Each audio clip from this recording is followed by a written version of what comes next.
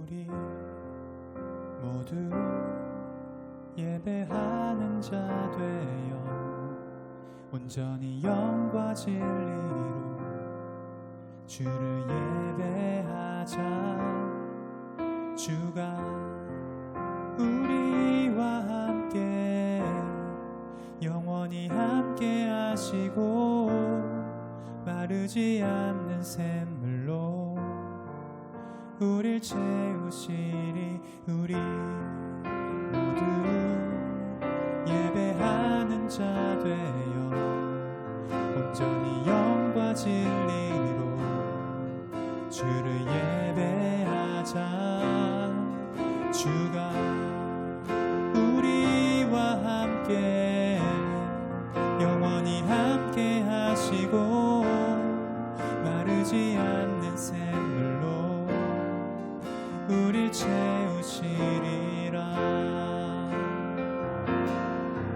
우리 모두 예배하는 자 되어 온전히 영과 진리로 주를 예배하자.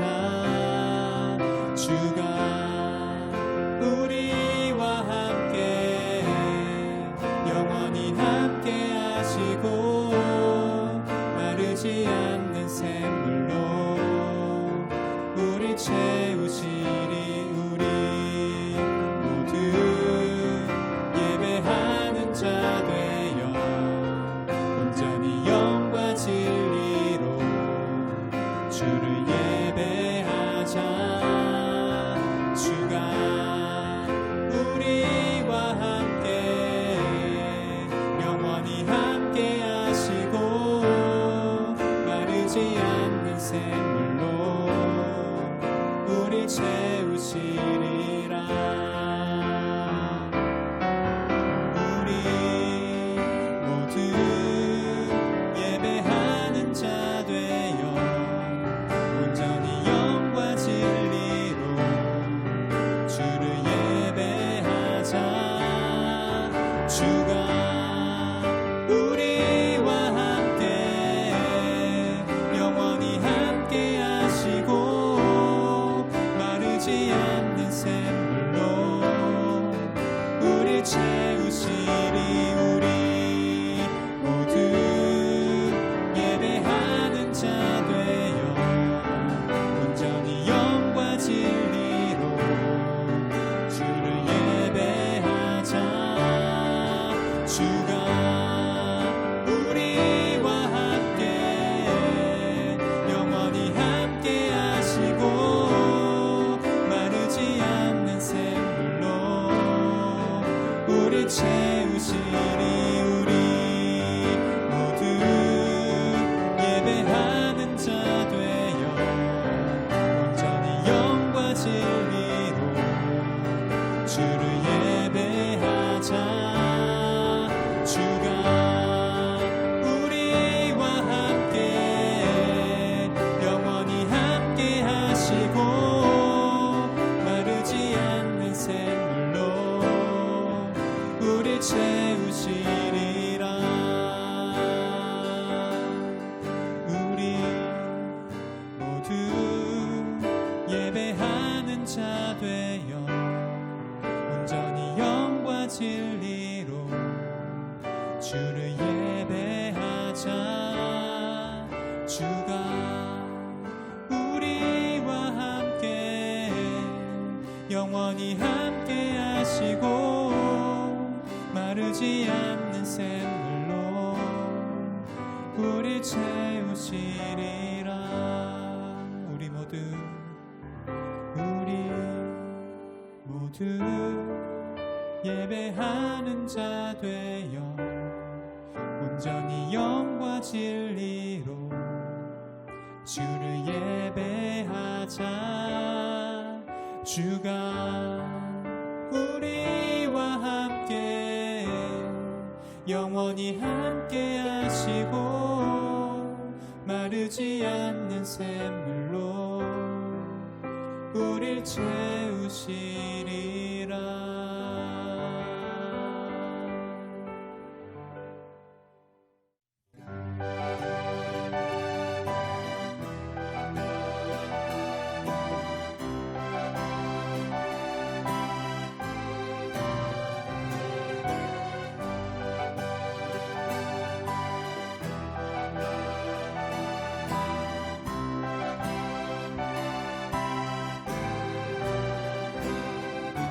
사랑은 여기 있으니 우리가 하나님을 사랑한 것이 아니요 오직 하나님이 우리를 사랑하사 우리 죄를 위하여 사랑은 여기 있으니 우리가 하나님을 사랑한 것이 아니요 오직 하나님이 우리를 사랑하사 우리 죄를 위하여 화목제로 그 아들을 보내셨음이라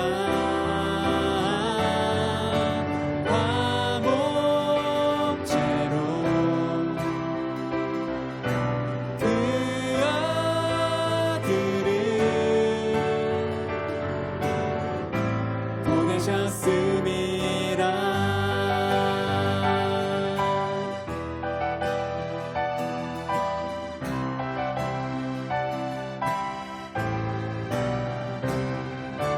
우리를 향하신 사랑을 우리가 알았고 이제 또 믿었노니 사랑에 거하는 자들은 하나님도 그들 안에 거하리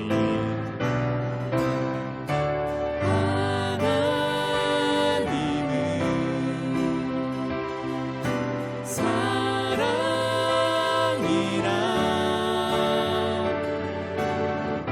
사랑이시로다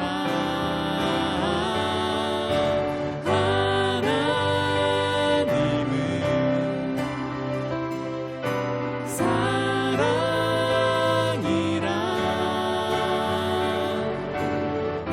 사랑이시로다 화목제로 화목제로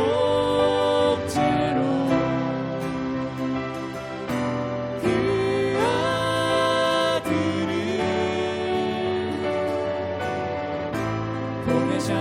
보내셨음이라 화목제로 그 아들을 보내셨음이라 하나님은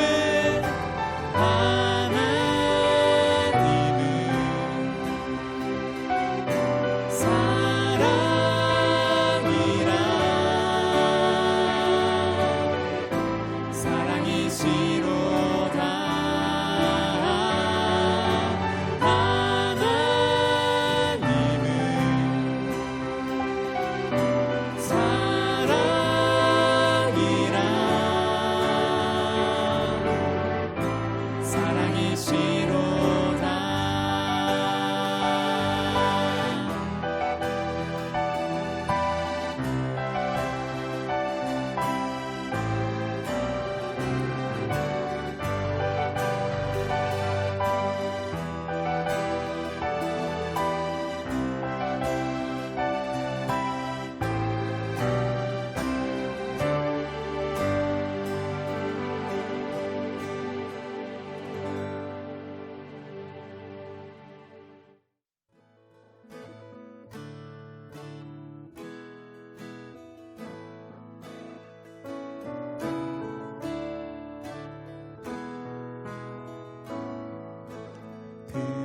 그리스도의 그 마음을 내 마음속에 창조하소서 예수님과 같이 아버지 사랑 안에 살아가는 자로 날 바꾸소서 그리스도의 그 마음을 내 마음속에 창조하소서.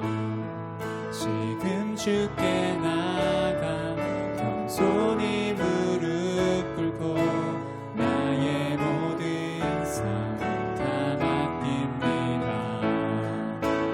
영광에서 더욱 큰 영광으로 주의 형상으로 변화되도록 거룩한 주의 성령이여 지금 이 시간 새롭게 하소서. 그리스도의 그 마음을 내 마음속에 창조하소서. 예수님과 같이 아버지 사랑 안에 살아가는 자로 날 바꾸소서. 그리스도의 그 마음을 내 마음속에 창조하소서. 지금 주께 나가 겸손히 무릎 꿇고 나의 모든 삶 다 맡깁니다. 나의 모든 삶 다 맡깁니다. 영광에서 더욱 큰 영광으로 주의 형상으로 변화되도록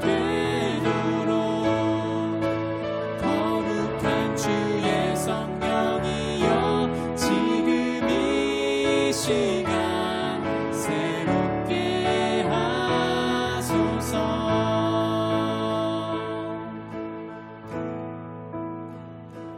나의 마음과 모든 생각도 주 앞에 다 드리리. 나의 마음과 모든 생각도 주 앞에 다 드리리. 나의 마음과 모든 생각도 주 앞에 다 드리리. 나의 마음과 모든 생각도 주 앞에 다 드리리. 영광에서 더욱 큰 영광으로 주의 형상으로 변화되도록 거룩한 주의 성령이여 지금 이 시간 새롭게 하소서.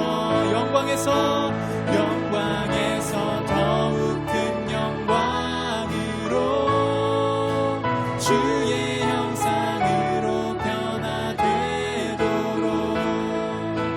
거룩한 주의 성령이여 지금 이 시간 새롭게 하소서. 거룩한 주의 성령이여 지금 이 시간 새롭게 하소서.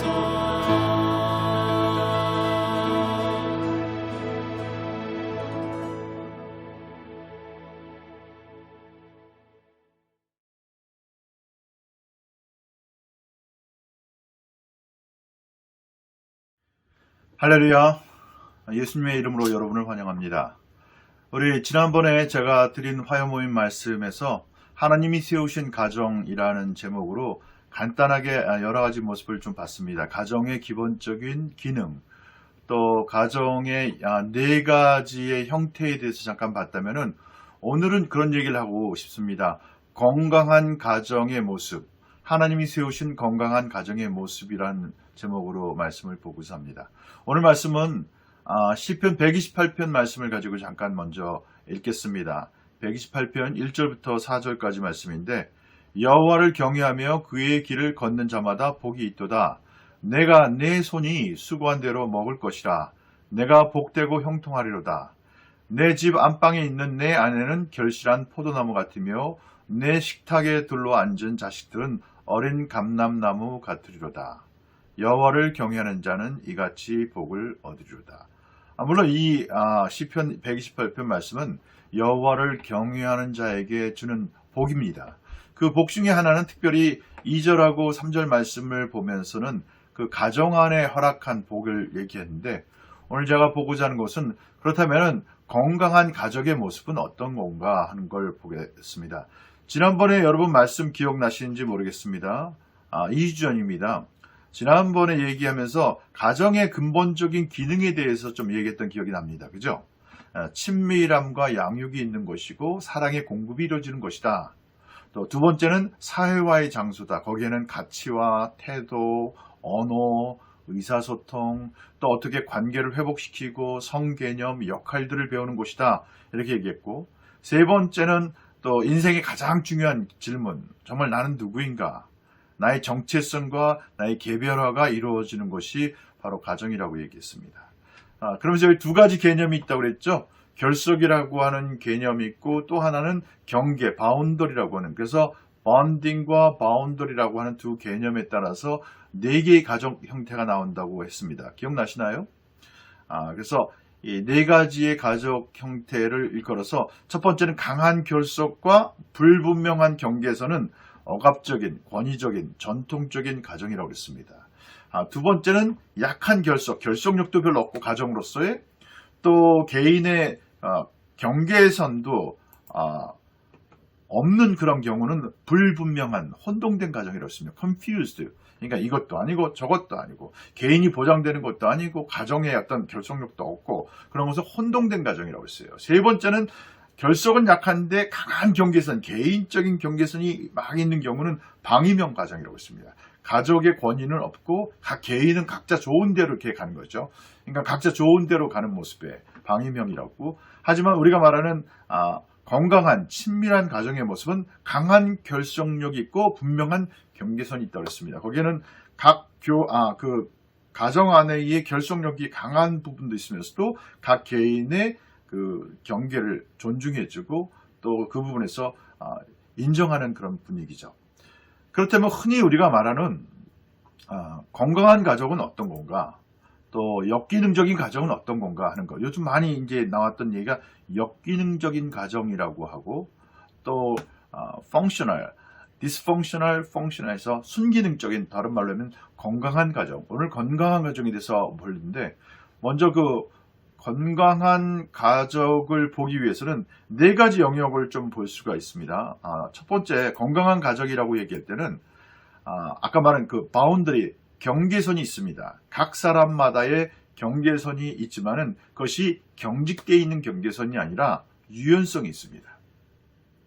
각 사람을 존중해주고 각 사람의 프라이버시도 존중해주지만 그것이 경직된 모습으로 해서 이건 내 거야 라는 그 프라이버시 자기를 주장하는 태도가 아니라 유연성이 있고 사랑과 돌봄이라고 하는 케어 가운데서 이 경계선이 유지가 되고 있는 것이죠.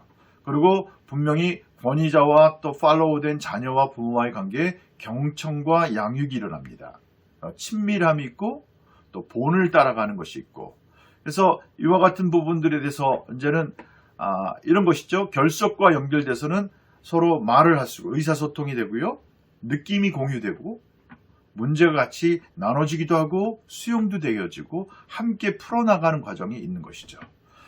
거기에는 책임이 분명히 중시되고 있고 그래서 각 아이 때마다 chores라고 있죠. 각 가정 안에서 마땅히 가족원으로서 해야 될 일들을 하는 것이죠. 자기 이부자리는 자기가 갠다든지 뭐 예를 들어서 자기 방은 자기가 청소를 한다든지 먹고 난 다음에 설거지를 돌아가면서 한다든지 저 같은 경우는 그런 식으로 자라나지 못했습니다. 한국 뭐 전통적인 가정이 그런 것처럼.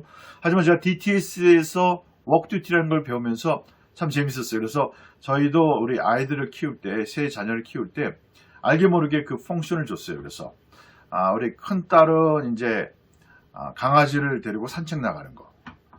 둘째 또 아들은 뭐 예를 들어서 쓰레기를 청소를 하는 거, 또 막내는 뭐 설거지를 하는 거. 그래서 설거지는 돌아가면서 하지만 그래도 나름대로 그런 워크 듀티처럼 줬죠. 그러니까 처음엔 좀 안 되지만은 지속적으로 하면서 자기들이 집안일을 거들거나 돕거나 자기를 하는 거에 대해서 어려워하지 않고, 또 그것이 마치 억지로 뭘 해야 되는 것이 아니라 마땅히 해야 되는 것처럼 자기의 역할 분담이 되어지는 것을 볼 수가 있는 것이죠. 또 그런가 하면 그 안에 도움을 요청하는 것이 있어요. 어떨 때는 뭐 내가 설거지 당번인데 설거지를 하기 싫거나 아니면 무슨 다른 이유 때문에 하지 못할 때 동생하고 이제 서로 수합을 하는 거죠. 서로 바꿔와서 하는 것이죠. 그런 과정에서 어떨 때는 뭐 내가 얼마 줄게 해줄래? 하는 식도 자기네끼리 바겐도 하고, 하여튼 그런 모든 것에서 도움을 요청하고 책임과 수용이 있고, 그래서 근본적으로 경계선과 이 결속이 연결돼 가지고 서로 규칙과 룰들이 있고, 그 안에서 그 경계선과 또 결속이 적절하게 함께 지켜져 나간다는 것이죠. 두 번째 건강한 가정의 그 모습에서는요, 역할이 있습니다. 상호 역할, 아까 말한 그 어떤 job으로서의 역할이 아니라 그 역할에 다양한 역할들이 있습니다. 보면은 가정마다 이렇게 히어로가 있어요. 영웅적인 것이 아버지일 수도 있고, 장남일 수도 있고, 또 가정 내에 뭐 누가 아주 스마트한 아들일 수도 있고, 아니면 아주 체육을 잘하는 딸일 수도 있고, 그런 식으로 해서 이 사람 우리 집에서 뭐 자랑거리가 되는 사람 있죠. 그런가 하면 또 그렇지 못하고 어떤 면에서는 희생양처럼 늘 좀 이렇게 약하고 아프고, 늘 그래서 병원을 자주 가고, 그래서 늘 그 관심을 쏟아야 되는 그런 사람의 모습이 있을 수도 있습니다. 또 보통 막내들이 하는 게 이제 마스코트처럼 이제 웃기기도 하고 재롱도 뿌리고 뭐 그런 경우도 있고, 또 가족 내에 어떤 면에서는 중간에 있는 아이들이 보통 그럴 때가 많죠. 미아처럼 자기 표정도 안 하고 방에만 들어가면 아무 얘기도 안 하고, 그래서 어떤 일을 하는지 모르는 경우, 이런 역할들이 있는데 그 역할들이 이제 시기를 따라서 건강하게 바뀌어진다는 것이죠. 예를 들어서 이제 딸이 이제 대학을 졸업할 때, 그때 뭐 아니면 딸이 결혼을 할 때 그 딸을 중심으로 해서 이제는 모든 관심과 포커스와 서포트가 딸에게 되죠. 그러다가 이제 아들이 이제 대학을 들어가게 되고 또 대학에서 졸업을 하게 될 땐 아들에게 가는 것이죠. 그래서 그 역할들이 상호 왔다 갔다 할 수 있는 것이죠. 때에 따라서. 그래서 느껴지는 것은 나도 내 때가 있고 내 때에는 내가도 영웅이 될 수 있다라는 그런 마음. 그래서 모든 가족 안에 관심이 있고, 또 생일 때는 그 사람이 모든 초점을 받는 것이죠. 그래서 저희 가정 같은 경우는 생일이 되면 그런 원칙이 있어요. 생일이 되면은 그 생일 맞은 당사자에게 물어봐서 가장 원하는 음식을 가서 음식점에 가서 식사를 같이 하죠. 그리고 함께 그 필요한 것을 모든 가족원이 함께 이렇게 돈을 모아서든지 해서 선물을 이렇게 사주는 거죠. 제가 가장 즐겨 입는 양복은 저희 아이들과 제 아내가 함께 사준 저희 양복이에요. 특별히 그 아이들이 중고등학교 때 돈을 모아서 준 양복이기 때문에 그 어떤 것보다 저에겐 가치가 있고 의미가 있는 것이죠. 그런 식으로 돌아가면서 역할이 되어지는 것이죠. 그러면서도 이제는 또 한 가지 부분에서는 선택이라고 하는 부분이 있습니다. 그래서 이 건강한 가정에서는 이 선택이 결속과 경계선을 포함하는 자유로운 선택을 지원하는 것이죠. 그래서 가정의 전체적인 결속을 생각하고, 그러면서도 개인적으로 가질 수 있는 자신 안의 그 특별한 원함과 또 그 같은 것들에 대해서 존중하면서 같이 이뤄 나가는 것이죠. 그래서 결속과 경계선을 포함하여서 자유로운 선택을 지원하는 것이죠. 그래서 아이들이 어떤 학과, 대학교 학과를 정할 때도 물론 부모로서 얘기는 줄 수가 있습니다. 하지만 자녀들의 얘기를 들으면서도 정말 걔가 원하는 것에 대해서 함께 지원해 주는 것이죠. 그래서 이와 같은 부분들, 경계선, 또 어떤 규칙, 역할, 선택, 이와 같은 네 가지에서 그런 모습으로 갑니다. 제가 왜 이 건강한 가정을 먼저 얘기하냐면은, 우리가 말하는 흔히 역기능적인 가정에서는 어떻게 되냐면은 이 경계선이 아주 극에서 극을 달립니다. 역기능적인 가정에서는 너무 완고하든지, 아니면 너무 느슨하든지, 아니면 너무 혼동되든지, 이게 막 분위기에 따라서 왔다 갔다 하든지. 이제 그래서 아이들이 눈치를 보게 되는 것이 첫 번째 모습입니다. 제가 한국에 이제 갔을 때 저희 세 자녀하고 같이 갔는데 저희 특별히 둘째 애가 그런 경우가 있었어요. 그때 한창 먹을 때였던 것 같아요. 함께 이렇게 고깃집에 가서 식사를 하는데 차돌백이라는 것을 처음으로 먹었던 거죠. 너무 맛있으니까 얘가 잘 먹더라고요. 근데 저는 이제 아무래도 걔가 이제 뭐 오버웨이트 되는 것도 이제 신경이 쓰이고 그래서 이렇게 나도 모르게 눈짓을 했던 것 같아요.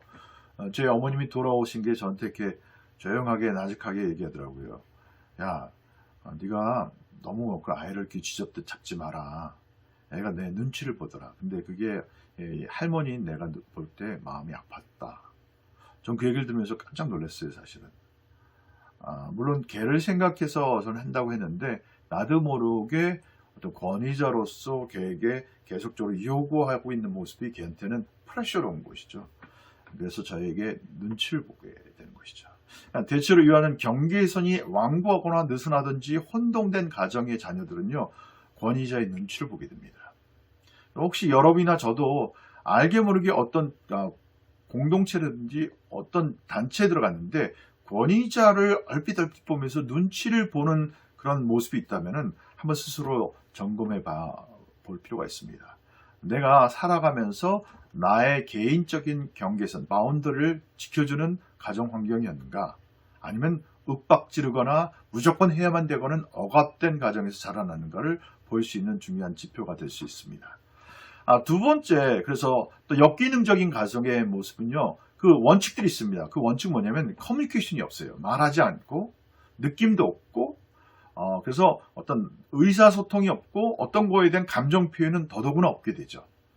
그러니까 보통 얘기하면은 말을 축소시켜줘. 뭐 학교에서 무슨 일 없었냐? 그러니까 아무 일도 없었어. 그냥 아주 심플하게 yes, no로 대답을 하는 것이죠. 그래서 이제 어떤 문제가 있을 때 늘 남을 탓하든지 아니면 무조건 부인하든지 그런 모습이죠. 그러니까 그 가정 안에 딱 들어왔을 때 썰렁하고 냉랭하죠. 거기 대화나 따스한 어떤 온화함과 서로 오가는 교감의 모습이 보이지 않고 그냥 차갑고 각자는 방에 들어가 있게 되는 것이고 그런 것이죠. 또 여기서 이 역할은 이런 것이죠. 아까 그 건강한 가정에서의 역할은 그 역할이 서로 시기에 따라서 때에 따라서 변화가 된다고 하는데 여기서는 변화가 되질 않아요. 늘 아버지는 영웅 아니면 장남 아들은 영웅 그 사람에 의해서 모든 가족은 다 희생이 되어야 되는 것이죠. 또 거기 뭐 희생양이 되거나 아니면 미아가 된 아이는 계속 그 안에서 벗어나지 못하는 것이죠. 그러니까 어떤 경직되어 있는 역할이 고정화되기 때문에 그 가정에서 특별히 미아로 있는 아이는 늘 집을 떠나고 싶은 마음이 있고 아니면은 혼자 있고 싶은 마음이 있죠. 희생양이 되어 있던 자녀들은 극단적인 선택을 할 수도 있죠. 중독이든지 아니면 심지어는 자살 충동을 일으킬 수도 있죠. 대체로 가정 안에서 부모가 정말 이렇게 함께 위탁되어진 사랑의 관계가 있지 않던지 늘 가정 안에 싸움이 많든지 아니면 편부 편모 밑에서 자라면서 있던 그 어떤 불균형적인 가정 안에 있을 때 이와 같은 형상들이 더 깊이 나타날 수가 있습니다. 그래서 끝으로 이 역기능적인 가정에는 그 선택을 어떻게 하냐면 이와 같은 것을 도피처를 찾게 됩니다. 그래서 게임이라든지 아니면은 뭐 중독성이 있는 어떤 물질 중독, 행위 중독 같은 것들 아니면 또 그 안에 있었던 마약이라든지 아니면 갬블링이라든지 술, 뭐 그런 섹스 그런 쪽으로 가서 자기도 모르게 있는 그 내면에 있는 그 프레셔, 억압감 그 안에 있는 그 모든 수치와 상처감들을 잊으려고 하는 것에 자기도 모르게 중독적으로 이제 붙잡히게 되는 성향이 있습니다. 자, 그래서 이와 같은 건강한 가정을 제가 지금 포커스를 맞추는데 하다 보니까 도리어 디스펑셔널한 패밀리에 대해 더 많이 초점을 맞춘 것 같은데요. 건강한 가정에서 양육 방식을 보면은 건강한 교육 방식을 보면은 이런 것이죠. 정서적으로 볼 때 이런 이모셔널한 부분에서는 격려가 많이 오갑니다. 격려의 말, 확언해주는 말, 그리고 어떤 감정의 수용, 뭐 불쾌하거나 슬프거나 그렇게 느끼면 안 돼가 아니라 왜 그렇게 느꼈는지에 대해서 들어주고 아 그랬구나 경청하는 것이죠. 그리고 나는 이런데 왜 너는 이래 이런 비교적인 것이 아니라 각 개인에 대해서 개별적인 장려를 해주는 것이죠. 참 너무 중요합니다. 쉽게 우리 부모는요 첫째와 둘째가 똑같을 거라고 생각하면서 비교합니다. 너는 왜 그러냐? 오빠는 그렇지 않은데. 너는 왜 그러냐? 형은 그렇지 않은데.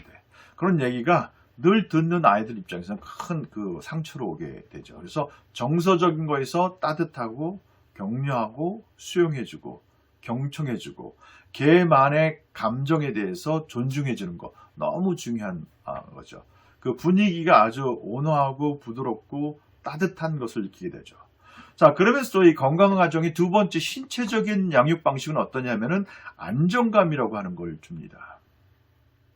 기본적인 필요에 대한 충족이 되어집니다. 그리고 가르침이 있고요, 수용이 있고 자기 돌보는 것에 대해서 본을 보여주는 것이죠. 그러니까 신체적인 피지컬 부분에서 이제 허깅도 있고 아니면은 이렇게 따뜻한 이렇게 품어주는 일이라든지 도덕해주는 일이라든지. 그래서 근본적으로 이 또 신체적인 필요, 그들의 필요에 대해서 인정해주고 공급해주는 일이 있다든가 그런 것이죠. 자, 세 번째 또 양육 방식은 정서적인 것이 참 중요하고 신체적인 것뿐만 아니라 그 다음에 이제 성적인 부분에서는 부모 안에, 특별히 부부 안에 친밀감의 본을 보이는 것이죠. 그래서 부모가 싸우는 것은 상당히 가정 안에 좋지가 않습니다. 자녀들 가운데 불안감을 조성하게 되고 그 안에 그러니까 가정을 떠나고 싶어하는 마음들을 갖게 되는 것이죠. 그래서 안정감을 잃어버리게 되는 것이죠. 또 성의식을 존중해 주는 것이죠. 점점 아이들이 커가면서 남성과 여성과의 관계에 있어서의 차이점들을 그래서 아빠가 엄마를 무시하는 태도로 얘기하는 것이 자녀가 된 딸의 입장에서 보면서는 결혼에 대한 부정적인 시각을 가질 수가 있습니다. 그래서 사실 그런 친밀감도 보여주고 또 여성으로서를 존중해주고 남성으로서 존중해주는 것들이 필요하죠. 그리고 이제 부모 간에서도 특별히 아빠가 딸을 대할 때 딸이 이제 사춘기를 지나면서 딸의 프라이버시를 존중해주고 또 이성으로서의 어느 정도는 보장해주고 보호해주는 입장이 되어야 됩니다. 그래서 함부로 딸의 방문을 놓고도 않고 열어 제친다든지 그런 건 상당히 위협이 될 수 있죠. 또 애가 원치 않는 허깅을 억지로 한다든지 그런 부분들은 좋지 않은 예가 될 수 있습니다. 그리고 이제 끝으로 이제 성교육을 제공한다는 건데 사실 말에 이렇게 하지만 쉽지가 않은 것 같아요. 근데 저도 물론 이제 제 아내가 우리 아들한테 성교육을 해야 된다고 그래서 찾아가서 이게 성교육을 했는데 저 자신도 뭐 성교육을 받아본 적이 없는데 큰아들을 데리고 이제 성교육을 한다고 일로 와봐. 그래서 이제 얘기를 한 거죠. 네가 남성이 된다는 게 뭔지 아냐? 성징이 나타나고 그런 여성과 남성의 차이점들을 얘기했는데 상당히 어색하더라고요. 그러면서도 느끼는 부분이 사실은 우리는 가장 중요한 부분들 이 성에 대해서 가정에서 얘기하기를 타부시하고 도리어 그 아이들이 성에 대해서 배우는 것이 어디서 배우냐면 인터넷이나 잘못된 음란물을 통해서 성에 대해서 배운다는 것이죠. 정말 이것이 중요하고 여성과 남성이 어떻게 차이가 있고 서로의 성이 상대적인 가치가 아니라 서로 함께 보완시켜 나가는 과정에서의 서로의 다른 부분을 존중해 주는 것에 대해서 가정만큼 좋고 안정감 있게 가르칠 수 있는 곳이 없죠. 학교에서 성교육을 시킨다고 하면서 거기서 얘기한 건 뭐죠? 안전한 섹스를 어떻게 할 것인가 하는 극단적인 예를 든다면 그런 건데 거기가 아니라 더 중요한 것이 남성이 어떤 것이고 여성이 어떤 것이고 부부가 된다는 것이 어떤 것이고 또 성인이 돼서 자녀를 갖는다는 게 어떤 것인지 이거는 가정 안에서 이루어질 수 있고 가정 안에서 전수될 때 더 안전하고 온전하게 전달될 수 있다고 믿어요. 우리는 가장 중요한 것을 미루고 도리어 사회와 그릇된 잘못된 정보로 애들에게 채우는 성향들이 있을 수 있습니다. 그래서 쉽지 않겠지만은 그래도 우리 스스로가 그런 부분을 준비할 필요가 있겠습니다. 그래서 자녀들에게 그 같은 성교육을 제공하는 것이 가장 안전한 것이라고 저는 생각이 듭니다. 끝으로 건강한 가정의 양육 방식이 네 번째는 영적인 것입니다. 스피리추얼하게 어떻게 우리가 자녀들에게 양육을 할 것인가. 가장 중요한 것은 그런 것 같아요. 개인적인 영성의 본이에요. 하나님 앞에 기도하는 모습, 또 하나님의 뜻을 구하고 순종하는 모습, 그리고 삶의 모습에서 근본적으로 묵상과 예배가 하나님 앞에 하나님을 경외하며 나가는 모습, 영적인 훈련, 또 사랑의 기반을 둔 관계, 너무 어떤 종교적인 의식으로 강요해서 교회 출석, 11조 뭐 그런 것에 우선순위를 두는 것이 아니라 인격적인 하나님과의 관계, 사귐, 친밀함에서 동행하는 모습을 보여주는 것만큼 중요한 것이 없다고 생각이 들어요. 그래서 아이들에게 뭘 가르치신 겁니까? 종교적인 하나님의 어떤 것이 아니라 내 삶의 모든 영역에서 동행하시고 함께 임재로 나를 이끌어 가시는 하나님의 본을 보여주는 것. 그 하나님과의 사귐의 본을 보여주신 것만큼 중요한 것이 없습니다. 또 그런 반면에서 자녀들 가운데 성경 말씀을 통해서 올바른 신학적인 정보, 지식, 가르침에 대해서 나눠주는 것도 필요하죠. 그래서 이와 같은 영적인 면에서 하나님과의 친밀함, 하나님을 경외하고 순종하는 삶의 모습, 또 늘 그분의 뜻을 구하는 삶의 모습이 보일 때 자녀들에게는 하나님을 믿고 따른다는 것이 경직된 어떤 종교적인 모습이 아니라 지극히 자연적이고 그러면서 또 하나님을 인정하는 삶의 모습이 많은 사람을 수용하고 사랑하고 격려하고 풀어주는 모습으로 보여지게 된다는 것이죠. 저희는 세 자녀가 딸과 두 자녀를 다 DTS에 보냈습니다. 왜냐면 아이들이 이제 대학교 가면서 이제 갈등이 있더라고요. 그래서 저에게 찾아왔을 때 어떤 자기 진로에 대한 것, 또 자기 삶의 궁극적인 정체성에 대한 것들, 또 여러 가지 하나님에 대한 부분들. 그랬을 때 제가 이제 했던 거는 오케이, 그러면은 이 아빠는 육신의 아버지로서 내가 너를 위해서 같이 최대한 대로 서포팅하고 또 기도도 하고 하지만은 너의 영의 아버지인 하나님께 내가 직접 가서 묻고 듣고 하는 시간이 있으면 좋겠다. 그래서 DTS를 제가 격려했습니다. 세 자녀가 DTS에게 가면서 그 다음에 갔다 온 다음에 느끼는 것은 이런 것이죠. 함께 하나님에 대해서 그분의 뜻을 구하고 기도하는 것에 열려져 있는 것이죠. 그래서 새해에는 우리가 이제 그렇게 한번은 기도한 적이 있어요. 이 새해에는 우리가 다른 게 기도하는 것이 아니라 우리가 서로가 서로를 향해서 하나님이 주시는 마음을 갖고 한번 기도했으면 좋겠다. 그래서 우리 아빠랑 저랑 제 아내랑 또 세 자녀가 함께 둥그렇게 앉아서 한 사람 한 사람을 위해서 하나님이 주신 마음을 갖고 듣고 또 기도하는 시간이 가졌는데 그것이 얼마나 큰 축복이 된지 몰라요. 그리고 그 다음에 또 새해가 됐을 때 작년에 이렇게 하나님이 기도했는데 작년 동안에 하나님이 이 말씀하신 것이 얼마만큼 성취되었는지 한번 서로 돌아보자. 그리고 쭉 읽었을 때 우리 모두가 너무 놀랐습니다. 그리고 우리 모두가 격려받았습니다. 하나님이 정말 우리 가운데 영으로 말씀하시고 또 그 말씀하신 바를 친히 이루시고 있구나 하는 것에 대해서 확인받는 시간이 됐습니다.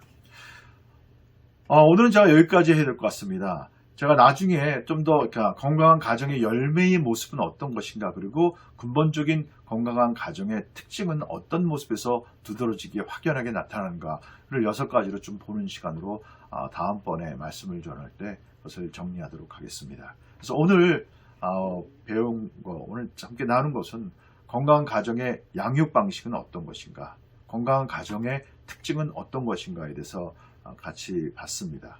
아까 우리 시편 128편 말씀처럼 그런 것이죠. 한마디로 말하면은 내 집 안방에 있는 내 아내는 결실한 포도나무 같고 내 식탁에 둘러앉은 자식들은 어린 감람나무 같도다. 여기서 느껴지는 건 어떤 겁니까? 따스함이죠. 온화함이죠. 그리고 풍성함입니다. 바로 하나님이 우리 가정 가운데 허락하신 부유함이라고 좀 믿습니다. 그래서 하나님은 우리 안에 그 인류 최초의 공동체인 이 가정을 통해서 하나님이 어떠하신 분인지, 하나님이 허락하신 그 풍성한 관계의 그 축복을 이 가정을 통해서 우리가 모두 누리기를 원합니다. 그래서 오늘 이 말씀과 더불어서 다시 한번 내가 속한 가정, 또 앞으로 이룰 가정 가운데 하나님으로 인하여서 건강한 가정을 세우고 또 그러므로 인해서 자녀들이 정말 하나님 안에 함께 둘러앉은 어린 감람나무같이 풍성하고 또 사회에 핏된 소금된 사명을 감당하는 자녀들이 될 수 있도록 다시 한번 우리 자신을 그 하나님의 부르심 가운데 귀한 가정을 향해서 위탁하고 나가는 시간이 됐으면 좋겠습니다. 기도로 오늘 말씀을 마치도록 하겠습니다. 같이 기도하시겠습니다. 사랑하는 주님 감사합니다. 또 저희 가운데 허락하신 그 귀한 복락 가운데 가정을 이룰 수 있도록 하셔서 감사합니다. 한 남성으로서 아내를 만나고 한 여성으로서 남편을 만나고 또 그 가정 가운데 하나님 이루신 건강한 가정의 모습을 통해서 자녀들이 자라나고 그 자녀들을 통해서 정말 온화함과 따스함과 풍성한 화목함을 경험케 하시고 행복을 누리게 하시는 그 하나님의 놀라운 뜻, 그 가운데 또 자연스럽게 영적으로 정서적으로 신체적으로 또 우리 성적인 부분에서도 하나님 건강하게 균형을 이뤄서 자라날 수 있도록 이 가정을 세우실 주님을 찬양합니다.